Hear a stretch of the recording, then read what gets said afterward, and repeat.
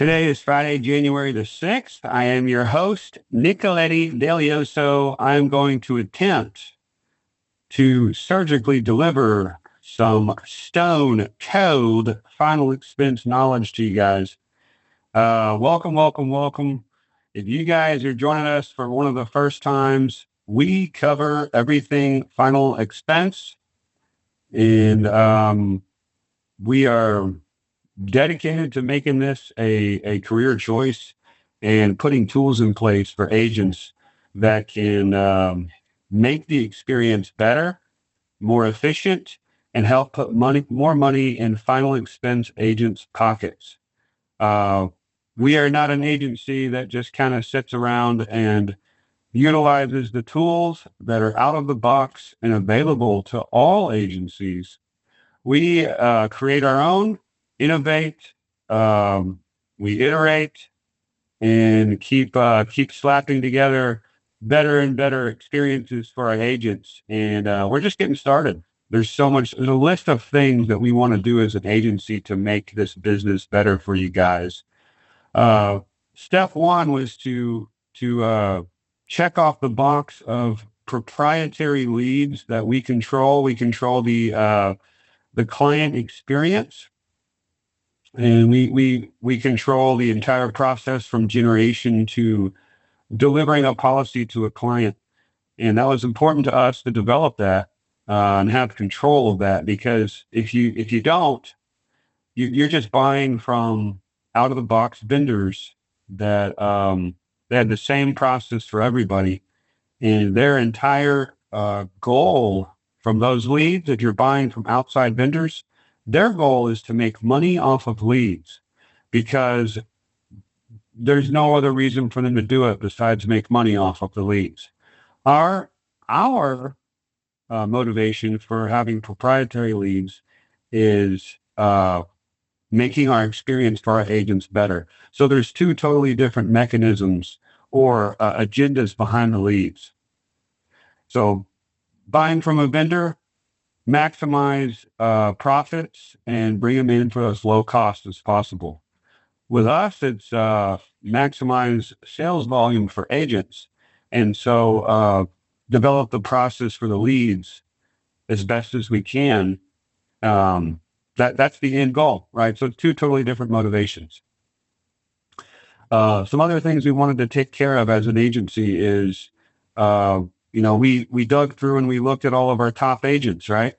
All of our top agents in the history of Cardinal, after 8 years of just meticulously putting in stats, um, we noticed some very eye-opening things.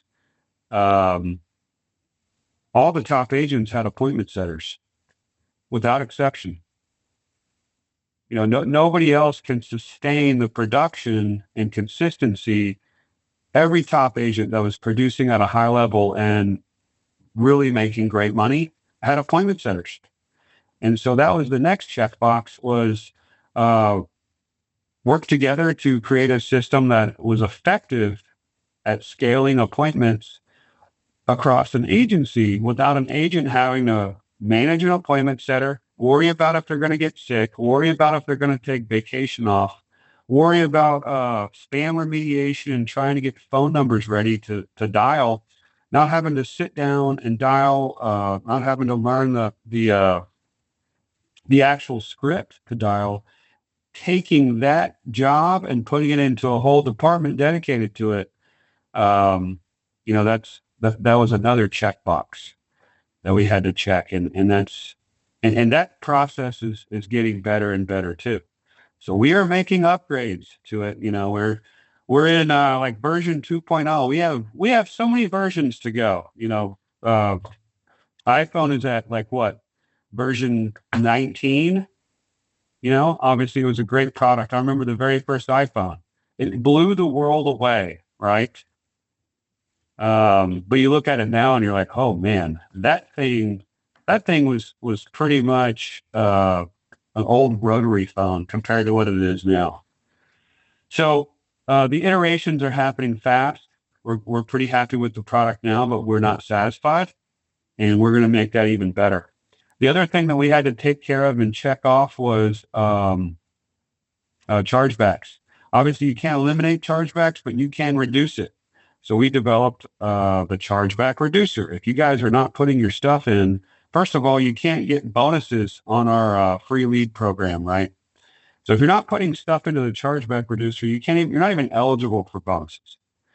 And if you're not putting stuff in there too, you're probably not eligible for free leads because if you don't have any business submitted that we track and check payments, you're not eligible for free leads. But it's just silly to flush money down the toilet by not using it. So if you are an agent that's currently on this phone call and you don't use the chargeback reducer, you are taking money, inserting it into the toilet, and flushing. With every single one of our carriers, we have seen a increase in pay rate. Just nothing else to say besides that. So if you want to flush money down the toilet and not use it, that's fine. It's going to do all sorts of automated things for you. Send out handwritten thank you cards. It's going to send out welcome text, reminder text for payments, and then it's going to have a 24/7 answering service to answer your client questions and then forward calls to you. Like there's so much proactive activity that it does that takes off your plate. And if you're not using it, you're literally lighting money on fire. We don't charge for it. So why wouldn't you? It's like buying a Ford F-150 from, a dealership. They're like, let's say an exact model Ford F-150 from a dealership. They're like, yeah, this is 30,000. And then you go to the dealership across the street with the exact same Ford F-150, and they're like, this is 35,000. It's the same color, same features, same year, same mileage. Which one would you buy? That's kind of what it's like. If you're not using the chargeback reducer, it's like always choosing to buy the more expensive, exact same truck. Anyways, I hope that analogy is helpful. Let's get into some stats real quick. We got stats coming in daily, so we can recognize the true leaders out there they're getting after it. They're putting in double-digit presentations every week and doing their door knocks and running their appointments, right? So if you're not putting in your stats every day, I suggest you do it. It's a good way to keep a time-stamped record of everything that we got going on. And that way we can also give you credit where credit's due from the day before. So here we go. Let's roll into it. So we've got actually stats are looking better than last week, and last week was great, but it's improving from last week at this time, the same time last week. So let's look at Piffers. Let's look at Piffers. Producers in the field, Mr. Anthony Price yesterday on the board, Mr. John Ferguson on the board, Mr. Chris Howard getting on the board, Kevin McCoy on the board, Harris Todd on the board, new agent. Golf clap. There we go. Miss Amber Lewis, also new agent. Martha Avila, new agent. Boom. Yeah. We've got Mr. Taylor Hopford on the board, Zach Benavides on the board, Mr. Marvin Lee getting on the board with a couple apps, over $1,000 in premium. Mr. Robert Dykes, over $1,500 in premium with 2 applications. We got Miss Kayla Prince, over $1,600 from yesterday. New agent too. Golf clap. We got Mr. Booker Rodenberg getting on the board, putting together some great weeks. Mr. Booker Rodenberg, hats off to you. Golf clap. We got Mr. Zach Wright, over 2,000 on 2. We got Mr. Courtney Hunt, over 2,000 on 3 applications from yesterday. We've got Mr. Nate the Great Alberts, over 2,400 on 2 from yesterday. Mr. Tom Mitchell getting on the board, got over $3,000 yesterday. We've got Mr. Eric Nicholson, over almost 3,100 yesterday on 4 applications on 7 appointments. And then number 1, so far for the dailies, Mr. Trevor Gritton bringing it in at $8,300 just for yesterday on 5 applications, 5 presentations. Hats off to you, sir. Golf clap. Got to do a golf clap. You got to give credit where credit is due. So let's look at the totals here. Let's look at the week so far. Give credit where credit is due. Let's go 3,000 and up. Actually, honorable mention, Mr. Michael Vasquez, 2,900 on the week. So far, we've got Mr. Tom Mitchell, 3,000. Miss Brooke Peterson, over 3,300. There we go. Mr. Booker Rodenberg over about 3,500 for the week. Blake Parkins, 4,000. Gina Klein, 4,000. Amber Lewis, 4,300. Eric Nicholson, over 4,600. Mr. Courtney Hunt, over 4,900 yesterday. I'm sorry, for the week. 7 applications. We've got Mr. Zach Wright, over close to 5,000 on the week so far. We got Mr. Kevin McCoy, 5,500, 4 applications. Mr. Chris Howard, 6,300 on 3. Mr. Anthony Price, close to 7,000 on 10 applications. We've got Mr. Bradley Winger, 4 applications over 7,000 or close to 7,000. Mr. Robert Dykes, 8,500 on 9 applications, double-digit presentations. Good job, Mr. Robert Dykes. And then we got Mr. Trevor Gritton, over 11,000 so far. Obviously, the week is not over, but number one, King of the Hill with his insurance and his insurance accessories, Mr. Nate Alberts, over 14,000, 15 applications, 15 applications, 19 presentations on 31 appointments. And he is out there door knocking after all these years and all this premium. He knows it's the best thing to do to supplement the premium from those appointments. Go out there and knock on the doors of people that are not answering. And Nate will be the first one to tell you that is crucial to his business and profitability. Awesome. So shout out to everybody that's over double digits on presentations. That is the number one leading symptom of success is presentations. So Mr. Nate Alberts, 19. Robert Dykes, over 14. Bradley Winger, 11. Mr. Anthony Price, 11. Kevin McCoy, 10. Zach Wright, 11. Courtney Hunt, 12. We got Amber Lewis, 10. Brooks Collins, over 14. Melanie Parker, over 15. So that is what's reported so far. That is awesome. So getting double-digit presentations, that is, like I said, the first symptom of success. That's gonna do it for you. Okay. Awesome, guys. Awesome week so far. The week is not over. Obviously, Nate's the king of the hill right now, but let's see if he remains by the end of the week. All right, guys, let's jump into it. So I want to talk to you guys more about replacements. I want to hammer this home because a lot of people reached out to me after last Friday's call, and I just want to make sure I hammer this pretty good.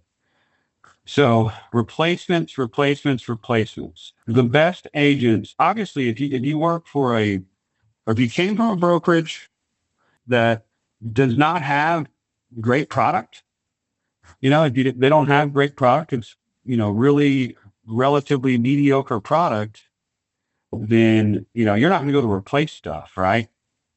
If you work for a carrier that doesn't pick product well or is just kind of captive and doesn't have good product, replacing is probably foreign to you because you're working with products that are overpriced or bad underwriting.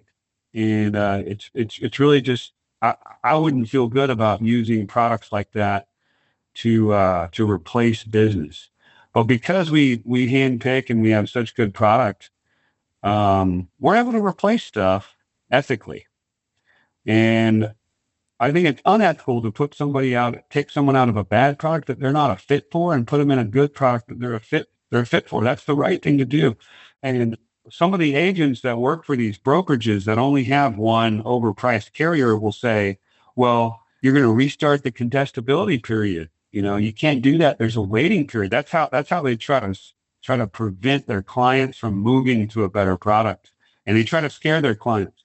But the reality is, if you ask the questions on the application and the client gives you their answer, that's all you can do is record the questions, right? The only way the client would be in trouble if you replace the policy is if they're lying to you. That's it. If they tell you no when it should have been yes, then they're going to be in trouble. Within the first 2 years, they're going to scrutinize that answer to that question.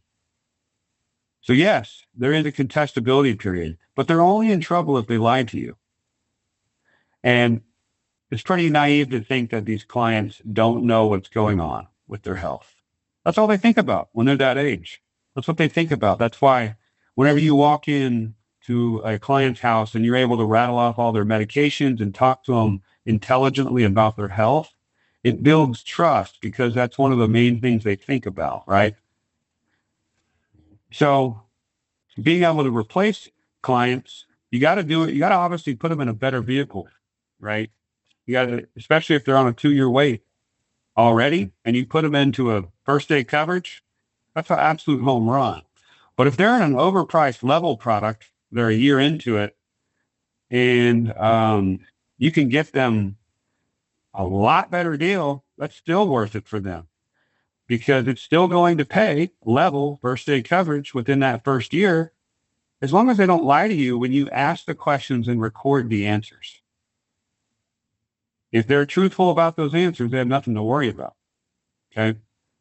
So why replacements? Well, I want to hammer this again. There was some questions I had last week when I covered this, and people just kind of following up with how everything works, right? So, I'll kind of run through it. So why replacements? Well, if you are not good at doing replacements, you're like flushing 40 to 60% of the premiums that you could possibly capture out there. You're just flushing it down the toilet. Okay. And the business you're writing is going to be less persistent than replacement business. Okay. Why is that? Because replacements, if you replace someone that's had, let's say, Lincoln Heritage for 10 months and they've been, you know, committed to paying that, they've made their payments on time. Well, you've already got a proven client that can pay premiums. And you already know they value life insurance, right? So those are strong clients. The moat that is around those clients is that policy. They're great clients, but they've got a moat around them being able to sell them. It's that policy. You've got to get past the moat and then it's easy. So a lot of people that don't have any insurance, they're easy to sell up front a lot of the times, but on the back end, they're difficult to keep on the books. Whereas with people that are replacement situations, they're a lot harder to get on the books. It's just a better, you have to be more skilled, but once you do, it's easier on the back end. And it's the best premium that's out there.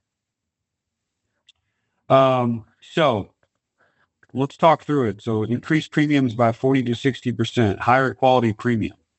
Okay. To me, why can we do this? We have really good product lineup. We have great products that have good underwriting and great rates. Some of them are niche, small carrier products, and we're constantly bringing on more to help us with this, right? But we cannot replace stuff out of thin air. Cannot replace stuff out of thin air. You can only replace stuff if you have the facts, right? A client is not going to, they're not going to remember their policy correctly. And they're always going to believe what they say over what you say. If somebody says, I've got a whole life policy for $5 a month, and it's for 50,000 in coverage, you can tell them they're wrong, but it won't really work. Okay. So you've got to show them, or they've got to hear that they're wrong. So either you have to get the policy, like the actual policy documents, or the carrier has to be called. Okay. So here's a simple way to do that. And what I found to be kind of the easiest way to do it. Client says, you ask them, there's two main, or you say, there's two main reasons people send these in, right? Send these forms in. Half the people I talk to, they don't have anything in place, and they don't want to be a burden to their family if something were to happen to them. The other half of the people, they already have a plan in place to cover that's dedicated plan to cover final expenses, but they just want to see if they're eligible for any upgrades with their current company, or if there's any new upgraded type of coverage out there that they might be eligible for to save some money. Clients, yeah, I already have something in place. Awesome. Okay, that's awesome. We work with every company available in Texas. Which one of our companies do you already have? If they hesitate, hopefully they just tell you, but if they hesitate, you work with Lincoln Heritage, Mutual Law, AARP, is it Globe Life? Which one do you already have? Okay. Okay, cool. So when they mention the company, here's what you say, and insert company name. Okay, so Globe Life, so insert company name right there. Okay, so Globe Life has three types of policies: graded, modified, and ROP. Which one of theirs, which one of their policies did you get or do you have? So no matter what they pick, okay, cool. Graded policies are usually for people that are in pretty bad health. At the time you applied, were you going through major health issues? Well, no, I wasn't going through major health issues. Okay, so their graded policy is actually a 2-year wait. It will cover you immediately from accidents from day one. So they may have said it's day one coverage, but it's only for accidents on their graded policies. And it's a little higher premiums because of that 2-year wait. It's best to double check to see if we can to see if it'll save you any headaches later. Go ahead and grab your policy real quick, and I don't mind helping you to double check. So why are we doing that? We're letting them kind of bait themselves. We're letting them think that we are the experts, right? And creating a sense of authority in the room, right? Which one of our companies do you have? Or which one of our companies? We work with everybody that's available in Texas. Which one of our companies do you have? Okay. They name a company. Okay. So that company has three types of policies. So we're speaking from a place of authority. And now we're starting to shift to this is more like a doctor or an expert, right? Which one of those which one of their types of policies do you have? Okay. And now you speak with authority about how their policy assumptively works, right? And this creates an incentive in their mind to go get their policy. People don't typically like to go get their policy, right? They like to, there's a moat around it, like I mentioned earlier. They like to protect that. Okay. Now that's the sell in my mind. That's the sell for replacements. Getting somebody to be motivated to grab their policy or learn about their policy. That's the whole sell in replacements. Once you have the information, it gets real easy. It's real downhill from there. When you have the facts are your friends and they help you close deals.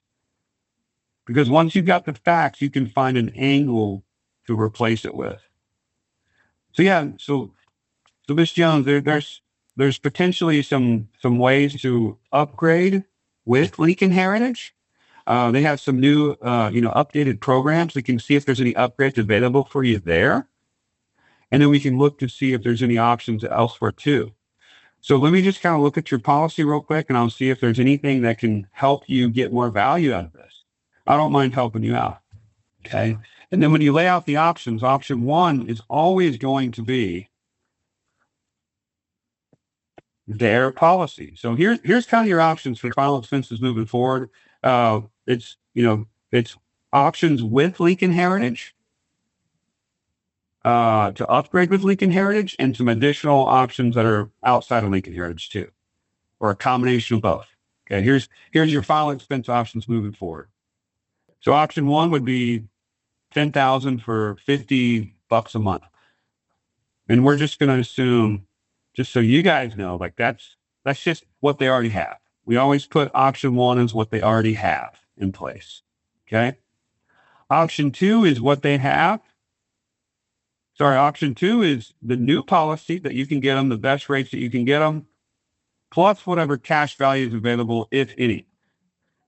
If there's not any, hopefully that new policy, based off what they qualify for, is enough to motivate them. Okay. So let's say the new policy is 12,000 for $50 a month with no cash value. Still put that in the second spot.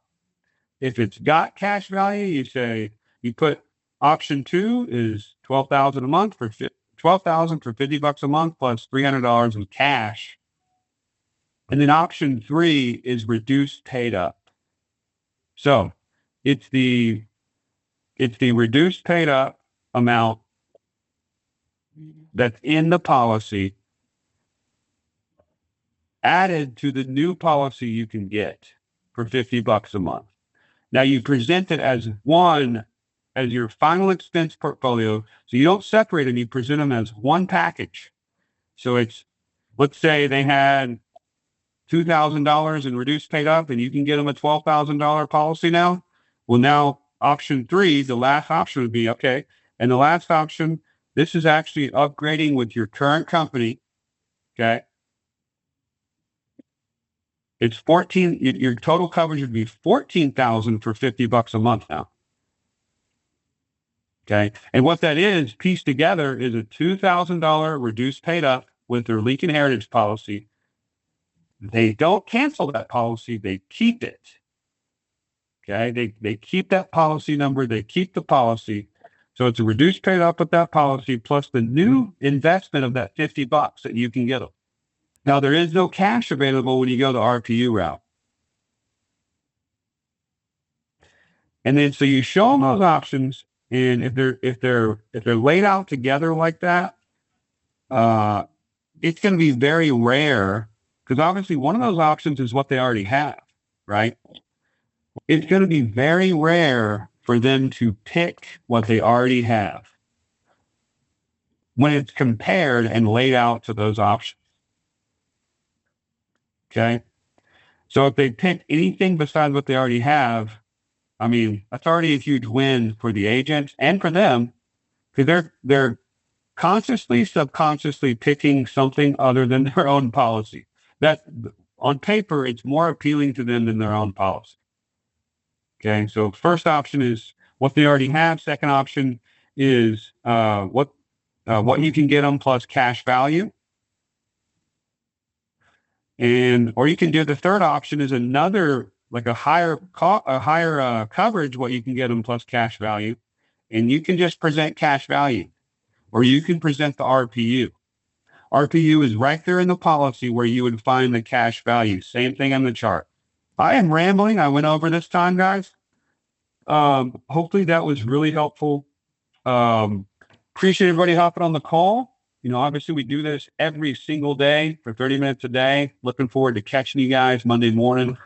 Y'all have an awesome weekend. Finish strong. Week's not over. And we'll catch you guys next week. See you.